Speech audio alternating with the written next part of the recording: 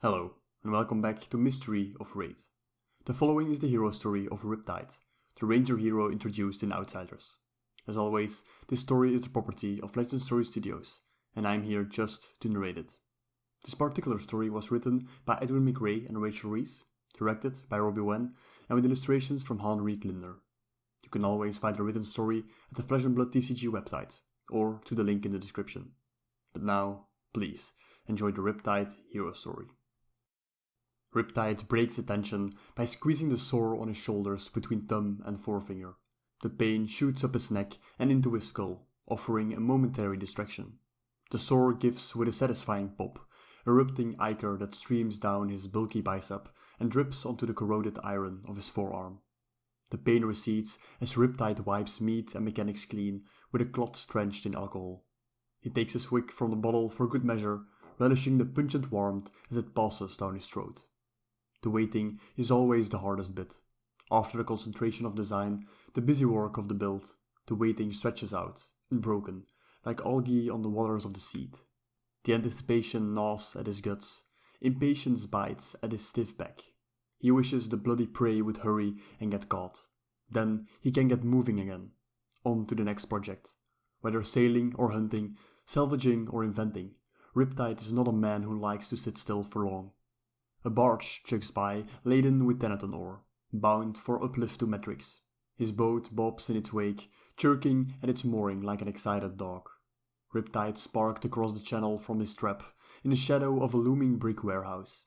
On the other bank, outside the seedy casino, his bait wakes with a start.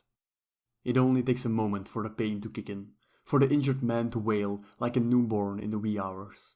Riptide can almost sympathize. Getting your leg caught in the jaws of a drag trap would sting a bit.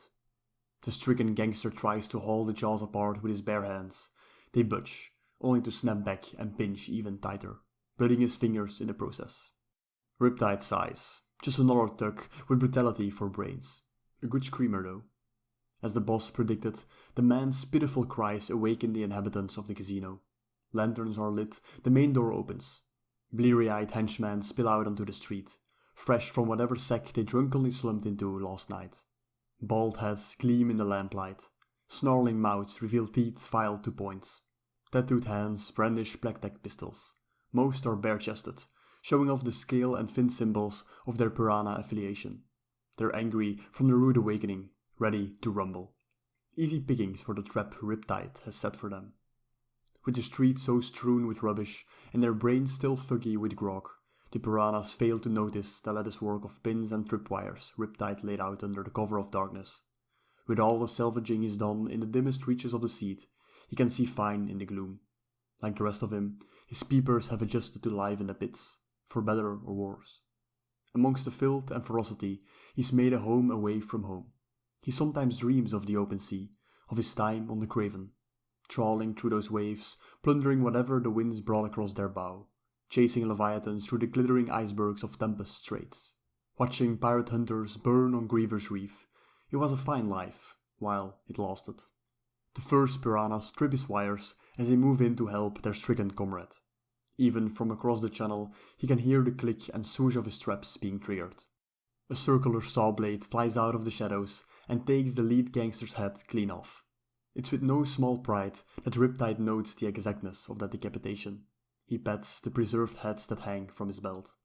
Clean removal is a trick with trophies.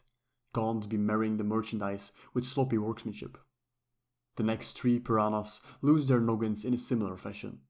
One blade flies a little high, a bit too slow, cutting through the victim's upper lip, grinding to a quivering halt just below the earlobes. Riptide tuts himself for that one, should have triple-checked the tensions. The remaining gangsters spread out in a panic, hoping to make harder targets of themselves. But there is no targeting involved. That would have required Matrixian tech, a load of fancy smart-ass automation Riptide has neither the coin nor the patience for. He likes his devices simple and fashioned from everyday junk. Letting machines think for you? That there is a recipe for breeding stupidity. Blades fly out at the piranhas from all directions as they blunder through his perimeter wires. To his amusement, a single blade slices through two lined-up gangsters, parting legs from torsos with razor-sharp ease. A few are quick enough on their feet to get winged rather than bisected. their screams joining with the agonized hollering of Riptide's original bait. A melodious barbershop of brothers, just what the boss ordered. The louder it gets out front, the more attractive it becomes for her quarry to slip out the back. And like clockwork, the rear door of the casino opens and out pops a gun-toting gangster, then another, followed by a fine-suited man, proprietor and bean counter, the gent that the boss wants a quiet word with about takings and percentages. Riptide picks up his bow, flexes his metallic hand, and lines up the farthest of the two bodyguards. The heavy arrow skewers the man like a harpoon through a blubbery blind seal. To his credit, the surviving meat shield does his job, covering his employer with his fleshy bulk. It makes for a tricky shot, wouldn't do to puncture the prize. So Riptide waits until the target has moved his bald mug, just so. The arrow punches through the man's face, popping his head like one of Riptide's bulbous sores. The bean counter stands there for a gormless, gore-smeared moment, before a lean, long-coated figure steps up behind him and drives a syringe through his white collar. He flinches and flops as a sedative takes hold, toppling him like a carcass on a killing room floor.